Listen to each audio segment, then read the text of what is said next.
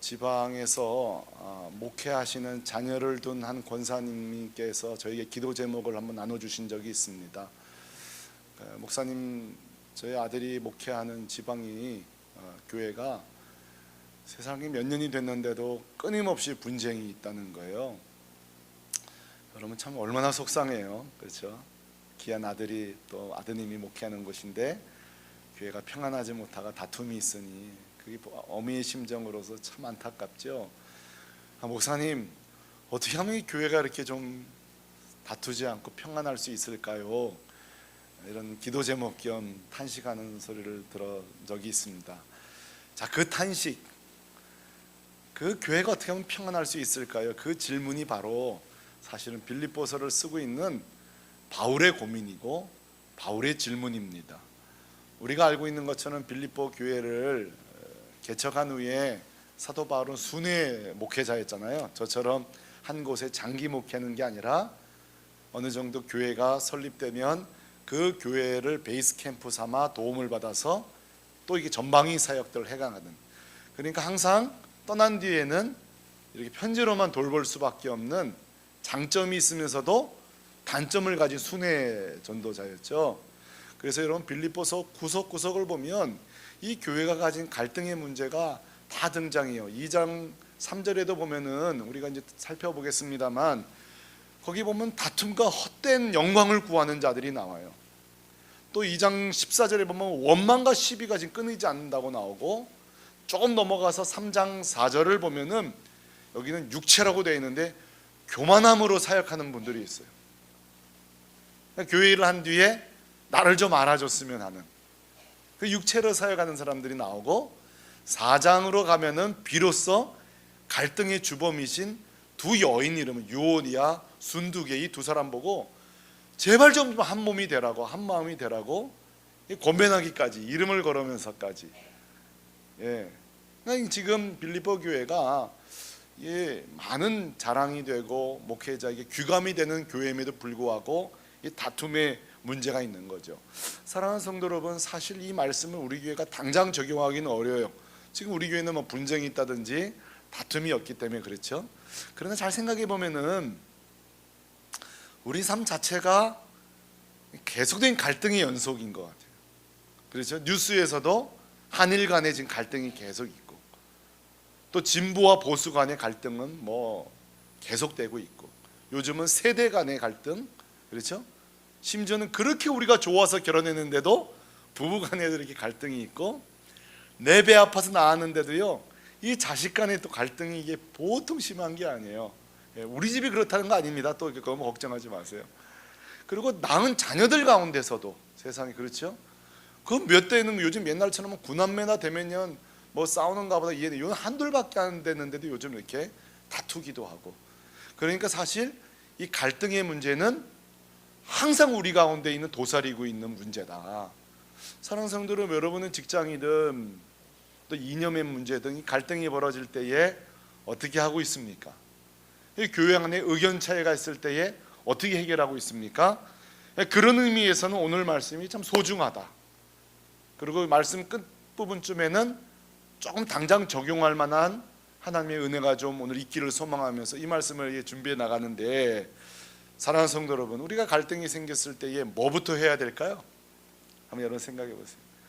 최초로 갈등이 벌어졌을 때에 뭐부터 해야 될까요? 알면 여기 안 나왔겠죠. 그렇죠?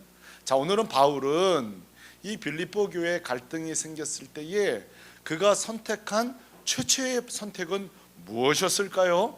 9절에 이렇게 시작됩니다. 9절 보실까요? 한번 따라 하실래요? 내가 기도하노라. 자, 바울의 첫 번째 선택은 내가 기도하노라 이렇게 말합니다.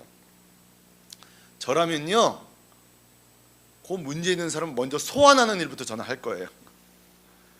그래서 불러서 집사님 먼저 얘기해 보세요. A 집사님, 잠깐만 이따가 얘기하세요. A 집사님 얘기하세요. 끝나셨어요? 더 할 말 없으세요? B 집사님 얘기하세요. 요거 얘기는 좀 다르시죠? 둘이? 요거 얘기 누구한테 들으셨어요? 그분 잠깐 오라 그럴까요? 그러면서 제가 이렇게 합리적으로 풀어가겠죠? 그러다 보면 이제 풀리거든요. 사실이 아닌 게 드러나고, 그렇죠? 근데 제가 지금 합리적으로 해가죠. 근데 바울은 저보다 한 수 위에요. 저는 합리적이지만 바울은 영적으로 지금 풀어가요. 그 합리적인 그런 소통도 해야 되겠지만 바울은 그런 동작 전에 최초로 먼저 할 일이 나는 기도하노라 이렇게 시작되는 거예요. 자, 여러분, 우리가 문제가 생길 때 기도하자 이 말이 너무 식상하기 때문에 지금 별로 감동이 안 되지만 이렇게 질문해 볼게요. 정직하게, 정말 정직하게 문제가 생겼을 때에 정말 막 우왕좌왕하면서 기도처를 찾아가시나요? 자, 우리가 기도해야 된다는 거 알아요. 아, 이거 기도해야 되겠다. 근데 언제 우리 기도하냐면 시간이 날 때 틈을 내서 기도하거든요. 근데 진짜 생각해 보세요. 자, 정말 절박한 문제는요, 틈이 나서 기도하는 게 아니라 그냥 엎드려지는 거예요. 저희 가족 중에 한 분이 생사 문제로 병원에 입원해 계실 때에, 연세대학교 입원해 계실 때에 제가 막 가슴이 막 미칠 것 같으니까 세상에 그 연세 세브란스 신촌에 열 몇 명밖에 안 들어간 기도처가 있다는 걸 알게 됐어요. 거기 가보면 기도 제목 이렇게 적어놨는데요, 참 기가 막힌 기도 제목들이 있어요. 그거 읽다 보면 눈물이 막 나는데 저도 거기 가서 틈만 남으면 기도하는 거, 시간 나서 기도한 거 아니에요. 여유 있어 한 거 아니에요. 그거밖에 할 게 없으니까. 사실은요, 우리가 진짜 절박하면 틈을 내서 시간을 내서 기도하는 게 아니라 한 걸음 주님 앞에 달려갈 수밖에 없는 거예요. 한번 생각해 보세요. 내가 정말 시급한 이 문제 가운데 최초의 행동이 기도인가, 아니면 내가 좀 해보다가 상황이 악화되면은 기도하는가. 자, 왜 저는 시작부터 바울처럼 기도해야 되느냐? 왜냐하면 기도는 어려울 때만 하는 게 아니라 모든 것이 하나님께 달려있다는 고백이기 때문에 그렇습니다. 그래서 기도가 사실은 항복의 의미가 있어요. 우리가 찬송을 두 손 들고 찬양합니다. 우리 두 손 왜 들죠? 이게 항복의 의미예요. 예, 백기를 들겠다는 거예요. 무슨 말이죠? 자, 이거는 쉬운 일이니까 제가 해볼 게가 아니라 주님밖에 할 수 없다는 거예요. 내 모든 것이 다 주님밖에 할 수 없다는 거죠. 자, 바울이 어떤 큰 일을 만났을 때만 기도한 게 아니라요, 그는 사역의 원칙에 있어서 또 기도의 원칙이 있었어요. 그게 이제 우리가 4장에서 배울 텐데 조금 반칙을 해서 4장 6절로 한번 가보실까요? 4장 6절 7절 보면요, 우리 너무 사랑하는 말씀이에요. 여기 보면 바울이 자기의 기도 원칙이 있어요. 4장 6절 같이 한번 읽어볼까요? 시작. 아무것도 염려하지 말고 다만 모든 일에 기도와 간구로 너희 구할 것을 감사함으로 하나님께 아뢰라. 여기 보니까 염려가 막 찾아와요. 문제가 발생했을 때에 모든 일이라고 그랬어요. 어떤 일이 아니라, 어려운 일이 아니라 바울은 모든 일이에요. 모든 일, 모든 일을 하나님 앞에 먼저 기도하는 거예요. 이거는요, 하나님께 주권을 드리는 거예요. 기도 시간이 기냐 마냐는 두 번째예요. 그러니까 우리가 학생들이 공부할 때 기도하기 시작하는 거, 그게 어떤 의식적인 것 같지만 그게 정말 주권을 주님께 드리는 거예요. 저는 참 운이 좋았던 게, 세상적인 운이 좋은 거고 성경적인 정말 축복받은 게, 너무 전구동부 때 전도사님 좋은 분 만났어요. 그 전도사님께서 공부할 때마다, 과목이 바뀔 때마다 기도하고 공부해라. 예, 기도하고 공부해라. 특히 취약한 할 때. 근데 그때는 그게 기복적으로 들리고 그게 잘, 그게 기복적인 게 아니라 주권을 하나님께 드리는 거였어요. 자, 사랑하는 성도 여러분, 기도에 대해서 제가 이야기할 때마다 늘 요 말을 하면 종종 오해를 삽니다만 그래도 오늘 하겠습니다. 무슨 말인가 하면, 자, 문제가 생길 때만이라도 여러분 꼭 기도하십시오. 자, 문제만 생길 때만이라도 꼭 기도하십시오. 이렇게 말하면 많은 경우, 아니 목사님, 그건 너무 기도에 대한 기복적인 설명 아닙니까? 그래요. 맞습니다. 기복적일 수 있습니다. 기도라는 거는 항상 하는 거거든요. 근데 제가 뭐라 그랬죠? 문제가 생길 때만이라도 꼭 기도하십시오. 이렇게 말하는 이유가 있어요. 왜냐하면 우리가 문제가 생길 때라도 주님 찾아와서 막 부르짖다 보면요, 기도가 잘하게 돼 있어요. 여러분, 초보적인 기도하는 분들을 그거 기복적이라고 막 하시면 안 돼요. 우리 다 예수 믿을 때 진짜 막 예수님에 대해서 뭐 완전히 알아서 주님 앞에 나왔나요? 때로는 막 자매 만나러 오기도 하고 교회 맛있는 거 주기로 오기도 하고 그러죠. 자매 만나러 왔다가 예수님 만나고 먹을 거 먹으러 왔다가 생명의 떡을 만나게 되는 거 아니에요? 여러분, 기도도 마찬가지예요. 여러분, 초신자들은요, 기도 막 폄하하면 안 돼요. 막 기복적인 거 해요. 그런데요, 시간이 지나면서 온통 간구만 하던 기도가 감사 기도로 바뀌고요, 온통 구하는 기도가 이미 받은 게 많은 게 느껴지고 하나님의 음성을 듣는 기도로 바뀌어지고, 뭐예요? 기도가 성장하는 거예요. 자라나는 거예요. 그래서 저는 기도를 가르칠 때 막 좀 기복적으로 가르쳐요. 그럴지라도 성령께서 그 기도를 바꿔주시기 때문에, 기도가 자라게 하시기 때문에. 그래서 우리 수준으로 생각하면 안 되고, 그 기도를 처음 배우는 분들을 그렇게 폄하하지 않고 그 기도가 자라기를 바라면서 전 그렇게 얘기하곤 해요. 자, 사랑하는 성도 여러분, 바울은 지금 이 교회의 문제를 주님께 달려있다고 고백하는 선언으로 기도로 시작하고 있습니다. 사랑하는 성도, 저와 여러분도 우리의 모든 매사 가운데 여러분 사무실 책상이 기도의 장소가 되길 바랍니다. 주방에서 일할 때도 수시로 기도할 수 있기를 바랍니다. 하지만 더 깊은 기도, 하나님의 음성을 듣는 순종의 기도를 위해서는 교회에 나오시는 게 좋습니다. 조용한 곳에 오시는 게 좋습니다. 전철을 타면서 기도할 수 있지만 정말 하나님의 음성을 듣는 기도, 하나님의 그 순종의 기도를 위해서는 조용한 장소가 필요합니다. 듣는 기도를 위해서는 골방이 필요하죠. 그것도 이제 서서히 바뀌는 거예요. 서서히 이제 골방으로, 굴속으로, 토굴 속으로 막 찾아 들어가게 되는 거죠. 오늘 이 바울이 우리에게 정말 중요한 얘기를 하고 있습니다. 특별히 오늘날처럼 기도가 사라지는 이 시대에 이 기도가 힘 있다는 것들이 희미해지고 우리 자녀들에게 이것이 가치가 사라지고 있는 때에 얼마나 귀한지 몰라요. 저는 꿈을 꾸는 게 있어요. 우리 금요기도에 우리 자녀들이 나오고 어린아이들이 나오고, 그래서 제 마음속에 소원하는 건 2달에 한 번이든 1달에 한 번이든 한 번만큼은 전 세대가 나와서 기도했으면 좋겠다.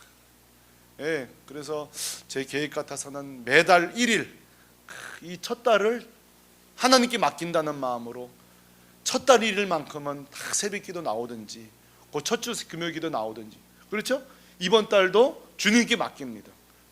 그게 여러분 예식 같지만 우리 마음을 드리는 거죠.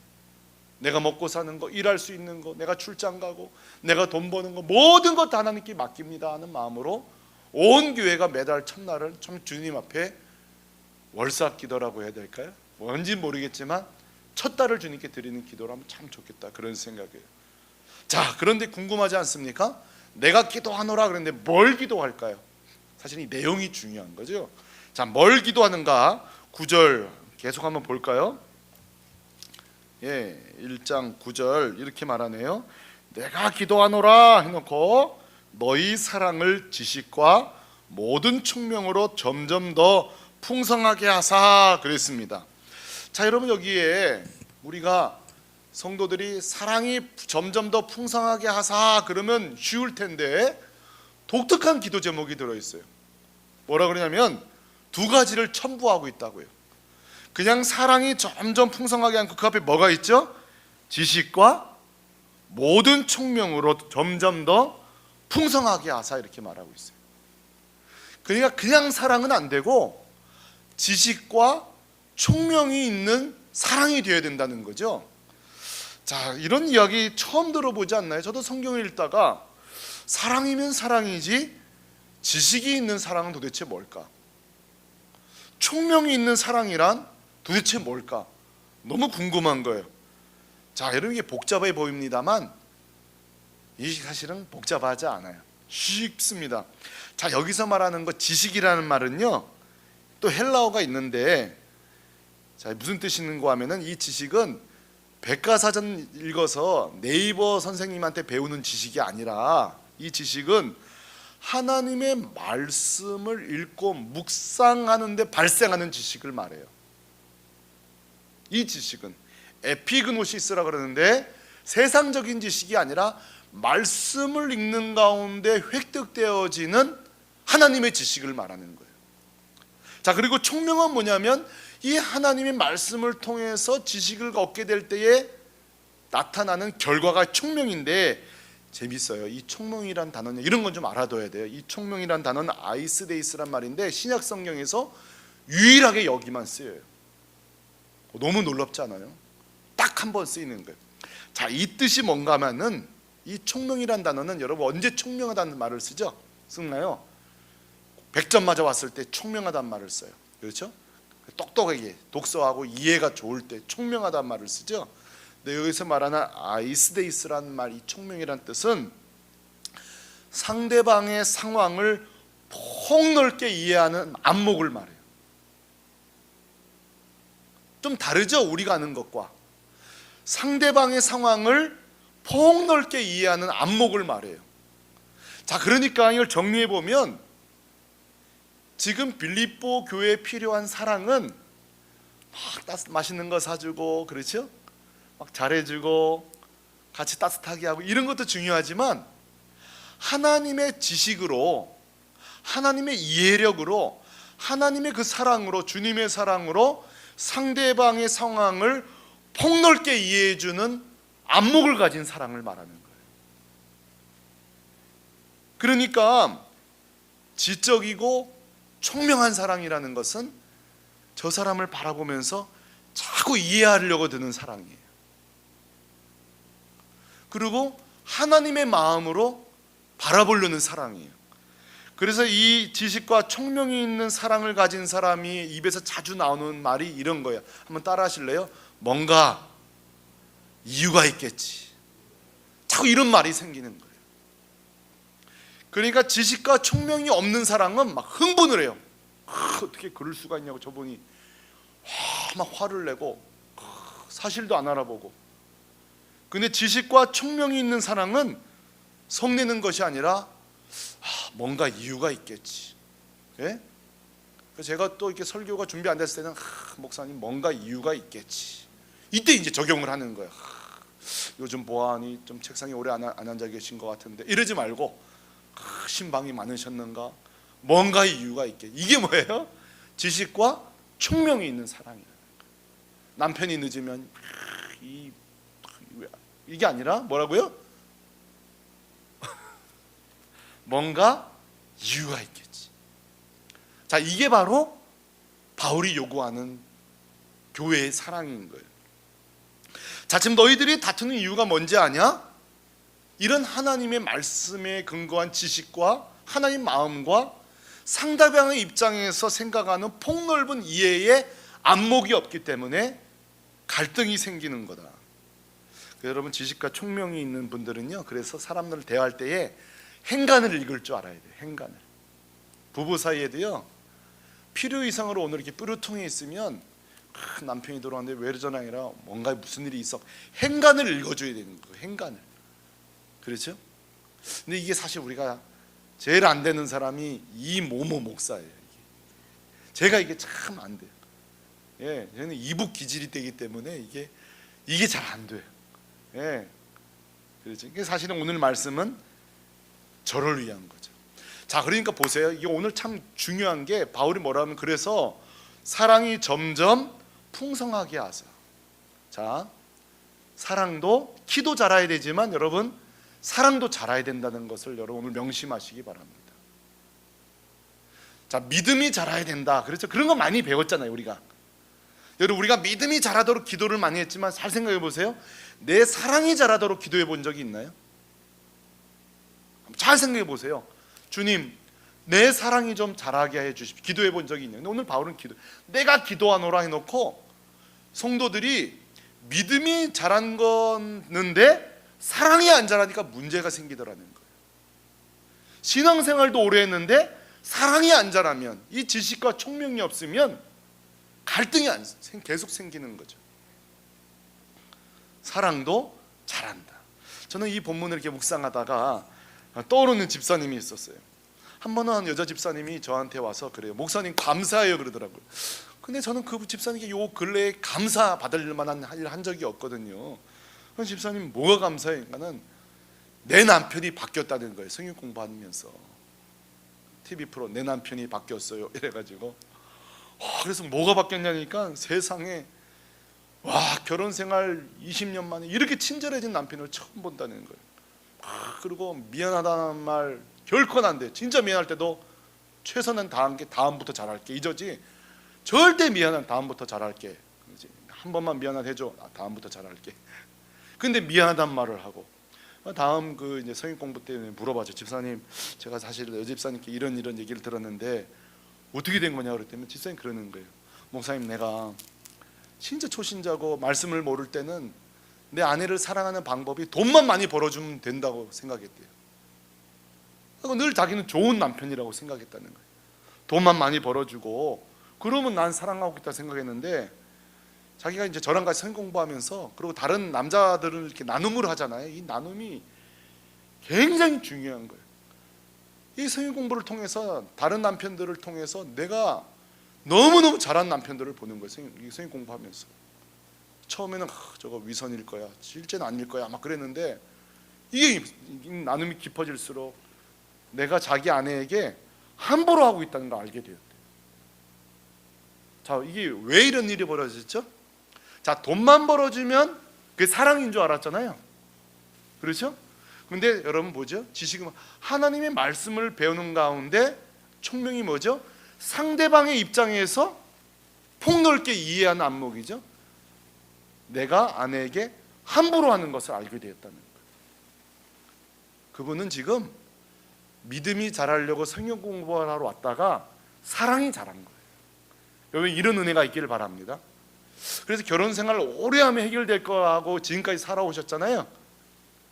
시간이 해결해 주는 게 아닌 거예요. 조금 믿음이 좋으면 참고 사는 수준인데 참고 사는 수준이 아니라 오늘 성경은 폭넓게 이해해 주는 사랑을 말하는 거죠. 물론 제 설교를 듣고 여전히 그런 거 필요 없어요, 돈만 많이 벌어주면 좋겠어요 하는 분들은 뭐 그렇게 사십시오 할 수 없습니다. 그렇죠? 자, 바울이 갈등 중인 성도를 향한 처방은 뭐예요? 내가 기도하겠다는 거예요. 그리고 그 다음에 방법이 내가 그놈들 버르장머리를 고쳐줄 거야가 아니라 지식과 총명이 넘치는 사랑이 점점 풍성하기를 기도하는 일이에요. 근데 생각해보면 그럴 수밖에 없어요. 하나님의 말씀을 읽는다는 것은 예수님의 마음을 담는 거잖아요. 예수님의 마음을 경험하게 되는 거잖아요. 그래서 저는 늘 이렇게 말씀을 읽다가 늘 제 마음에 탁 걸리는 부분이 있었어요.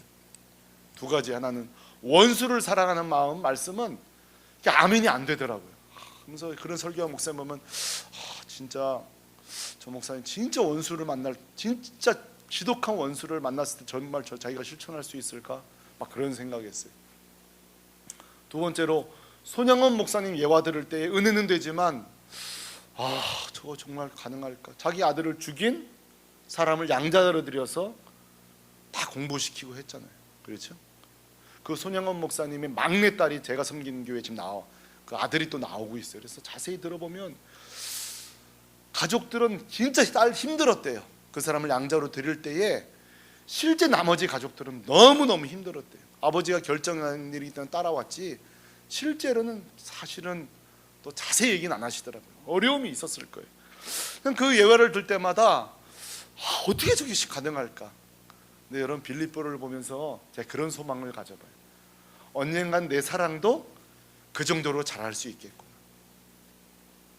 원수를 사랑하는 말씀이 천국에서나 지킬 수 있는 말씀이 아니라 오늘 말씀 내 사랑이 언젠가 잘한다면 이렇게 될 수도 있겠구나.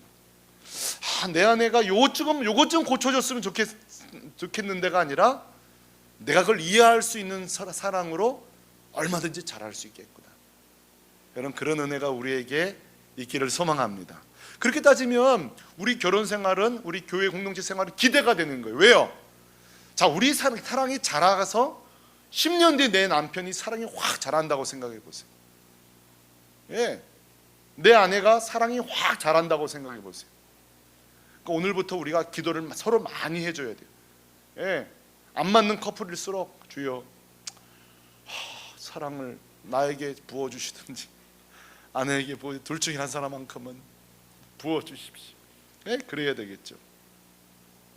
자, 여러분, 우리가 오늘 말씀을 당장 적용할 수 있는 게 참 많습니다. 부부 안에서도 공동체 안에서도 이 교회 회의할 때도 말이에요. 교회 회의할 때도 총명과 지식의 사랑을 가진 사람은 이 경청을 잘해요. 근데 이게 없으면 막 엉덩이가 덜썩덜썩 그러면서 이야기 끝나기만 해봐라, 빨리 이야기 끝나기만 해봐라 막 그러면서 이제 기다려서 막 얘기했는데 알고 보니까 또 사실이 확실하지도 않은 채 또 망신당하고. 그러니까 이게 지식과 사랑을, 총명 있는 사랑을 가진 분은요 침착해지는 거, 경청을 잘하고 끝까지 들으려고 들고. 그리고 지식과 총명 있는 사랑은요 가짜 뉴스도 잘 분별해내요. 왜? 흥분하지 않으니까. 요즘 가짜 뉴스가 얼마나 많아요. 사실이 아닌 내용들이 교회 안에도 얼마나 많아요. 여러분, 우리 성도들이 항상 조심한 건 할 거는요, 내 눈으로 보고 내 귀로 직접 들은 거 아니면은 일단 안 믿는 게 좋습니다. 그게 교회 생활에 제일 좋습니다. 저는 개인적으로 여러분 교회 얘기 저한테 많이 하셔도 별 효과가 없을 거예요. 전 제 눈으로 보고 듣는 거 아니면 많이 신뢰하지 않습니다. 죄송해요. 근데 이게 참 불편하실 거예요. 웬만하면 안 믿으니까, 웬만하면 좋은 쪽으로 믿으려고 하니까 그건 일단 이제 제가 이제 뽑히기 전에 얘기를 해서 안 뽑을까 봐 일단 뽑힌 뒤에 일단 해놓고 이제 하는 거예요. 그렇죠? 그 이유는 제가 큰 코를 많이 다쳤기 때문에 그래요. 사실이 아닌 내용으로 흥분했다가 너무 많은 상처를 성도들에게 줬기 때문에 그래요. 저 자신은 망신을 당하고. 그래, 항상 우리가 내 눈으로 보고 직접 들은 바가 아니면 늘 좋은 쪽으로, 먼저 좋은 쪽으로 생각하는 게 좋아요. 그럴 리 없을 거예요. 그럴 리 없을 거예요. 그럴 수도 있는데 그러지 않았으면 않기를 우리가 바라야 되겠네요. 그렇게까지 안 되기를 바라야 되겠네요. 그렇죠? 또 그렇게 마음을 먹으면 또 그렇게 해주세요, 우리 주님께서. 자, 그러면 목사님, 내 현재의 사랑은 이게 측정이 될 수도 없는 건데 뭐 단증이 주어지는 것도 아니고 내 사랑의 지식과 총명이 얼마나 잘하는지 뭘로 파악할 수 있나요? 여러분, 알 수 있습니다. 여러분, 사랑의 지식과 총명이 충만하다는 것, 충만하지 않은 증거가 있습니다. 그게 뭘까요? 10절입니다. 자, 우리 10절을 같이 한번 읽어봐요. 정말 소중한 본문입니다. 10절 같이 읽겠습니다. 시작. 너희로 지극히 선한 것을 분별하며 또 진실하여 허물 없이 그리스도의 날까지 이르고. 자, 지식과 총명이 있는 사랑을 가진 사람, 이 지식과 총명이 점점 풍성하게 자란 사람의 특징이 있어요. 그건 뭐냐면은 지극히 선한 것을 분별하며 그랬어요. 자, 여기 보세요. 지극히 선한 것을 분별할 줄 안돼요. 자, 선한 것을 제가 설명할 때는 이게 좀 철학적인 개념이기 때문에 뭐 하나랑 비교하면요 이게 명확해져요. 자, 제가 설명을 해볼게요. 선한 것을 잘 설명하려면 좋은 것을 제가 비교해 볼게요. 여러분, 좋은 것은 뭐고 선한 것은 뭘까요? 갑자기 헷갈려지죠? 여러분, 좋은 것은 뭐고 선한 것은 뭘까요? 쉬운 예를 들어볼게요. 저는 냉면을 좋아합니다. 그것도 평양냉면을 좋아해요. 근데 이건 저한테는 좋은 거예요. 하지만 함흥냉면을 좋아하는 제 아내에게 평양냉면은 좋은 게 아닙니다. 자, 여기서 좋은 거는 선호도를 말해요. 그러니까 좋은 거는 누구에게는 좋을 수 있지만 누구에게는 좋을 수 없는 거예요. 자, 모든 갈등의 시작은 여기서 시작돼요. 내가 좋은 것을 과도하게 주장하는 거 생각해요. 자, 그런데 선한 것은 뭔지 아세요? 이 철학적인 개념인데 모든 최고의 선이 모두가 좋은 게 선인 거예요. 그러니까 밥 먹으러 갈 때에도 다투는 이유는 그때는 다 같이 갈 때는 가급적 선한 걸 택하는 게 좋아요. 보편적인 걸. 자, 추어탕 먹자 그러면 미끌미끌하는 거 싫어하는 분들에게는 이게 선한 게 못 되는 거죠. 그렇죠? 그때는 그냥 백반 먹읍시다 이러면 되는 거예요. 그죠? 한식 먹으면 되는 거죠. 근데 끝까지 먹는 걸로 마지막, 때때로 어떤 분은 자기의 이게 그분의 마지막 식사인가 이럴 정도로 주장하시는 분이 있어요. 이게 마지막 식사라서 그러신가? 사실은요, 그게 중요치 않아요. 뭐 먹을까는. 그렇게 목숨 걸 이유가 없어요. 물론 어떤 고장에 갔을 때는 꼭 그걸 먹어야 돼요. 저는 그거는 이제 주장하는 바예요. 그 고장에 가면 로컬 음식을 꼭 먹어야 된다. 해외를 나가더라도 어떻게든지 로컬 음식을 저는 꼭 먹는다. 한번 도전해 본다. 이건 선교적 마인드를 키우기 위해서. 그렇죠. 그럴 때는 좀 이제 좀 특수성이 있지만, 그렇죠? 자, 여기서 보세요. 지식과 총명의 사랑을 가진 사람의 특징은 뭐냐면 나에게 좋은 게 아니라 선한 걸 추구하는 거예요. 자, 근데 여기까지가 철학적인 개념이에요. 성경적인 개념은 뭐죠? 하나님이 원하시는 게 선한 거예요. 공동체를 기쁘게 하는 게 그게 바로 선한 거예요. 자, 그래서 회의할 때도 선한 관점을 가지는 게 참 중요해요. 저는 이 말씀을 보다가 저한테 섭섭한 목사님이 떠올랐어요. 이 방송 설교를 들을지도 몰라요. 한 번은 회의를 하다가 굉장히 저에겐 중요한 회의였어요. 제가 맡은 부서에는. 그래서 어떤 목사님에게 사전에 좀 양해를 구했어요. 제가 이 안건을 낼 텐데 워낙 날카로운 분이기 때문에 반대해 주지 말라고 제가 이미 작업을 해놓은 거예요. 그래서 먼저 양해를 구하고 말씀을 드렸어요. 이런 아니고 추진이 이렇고. 듣자 보니까 그거 좋은 생각이다고 오늘 회의할 때에 지원을 해주겠다 그랬어요. 그리고 회의가 시작됐는데 그분이 저를 지지하지 않았어요. 제 안건이 통과가 안 된 게 속상한 게 아니라 그분이 저를 지지하자는 게 너무 섭섭했어요. 얼마나 섭섭했는지 몰라요. 지금까지도 그 얘기를 안 했어요. 또 남자 자존심이 있잖아요. 근데 오늘 말씀을 보다가 제가 깨닫게 되었어요. 그분이 저와의 친밀함을 택하지 않았다는 사실이에요. 저한테 좋은 걸 선택한 게 아니에요. 그 당시 회의 분위기와 실제 또 저와 다른 견해를 듣는 가운데 저의 의견보다 선한 걸 택한 거예요. 제가 말씀을 보다가 그분을 용서하기로 해요. 용서도 아니죠. 이해하기로. 저도 총명을 갖기로 결심을 하게 되었어요. 사랑하는 성도 여러분, 그게 좋은 관계예요. 장로님들께서 선한 뜻을 위해 저를 반대해 주는 게 좋은 일이에요. 저도 장로님들을 언젠가는 또 반대할 거예요. 왜? 그걸 좋아하는 거 알면서. 왜? 선한 일이기 때문에. 때때로 여러분께서 안건을 주실 때에 어떤 건 다 제가 박수를 치며 하지만 어떤 거는 수용 안 할 수도 있을 거예요. 그거는 어떤 최선이 아니기 때문에 그럴 수도 있어요. 그렇죠? 하지만 많은 경우 교회 일이 이렇게 반대까지 할 일은 없어요. 좀 더 생각해 보자고. 그렇죠? 근데 이제 이것도 좀 문제가 있어요. 목사님들이 보통 좀 생각해 보시다 할 때는 이게 반대의 뜻인데 저는 그러지 않겠습니다. 실제 생각해 볼 거예요. 실제 주님께서 어떻게 생각하시는지 이 문제에 대해서, 그리고 해왔던 우리 교회 전체와 어떻게 조화를 이룰 수 있는지 실제 생각할 여유를 갖기 위해서 그렇게 말씀할 거지, 이 노라는 말의 온건한 표현은 저는 그렇게 하고 싶지는 않아요. 사랑하는 성도 여러분, 이것이 바로 지식과 총명이 자라는 사랑을 가진 자의 특징이에요. 저는 우리 교회가 그렇게 자라가기를 소망합니다. 선호도에 따라 좋은 것을 선택하는 것이 아니라 우리는 좀 불편해도, 그렇죠? 우리에겐 좀 어려운 일일지라도 하나님이 원한다고 생각하면 용기 있게 달려가는 교회 되기를 소망합니다. 오늘 회의할 때에 내 의견이 관찰되지 않았을지라도 이게 하나님의 최선인가 보다 생각하면서 수용할 수 있는 그 사랑, 저도 그렇게 목회하겠습니다. 사실은 교회에서 목회자가 고집을 피우면요 참 어렵습니다. 여러분 제 등치 보세요. 제가 또 고집 피우면 여러분 감당하기 쉽지 않아요. 예. 그러니까 여러분, 우리가 목회자들 우리 모두가 진짜 오늘 말씀이 중요한 거예요.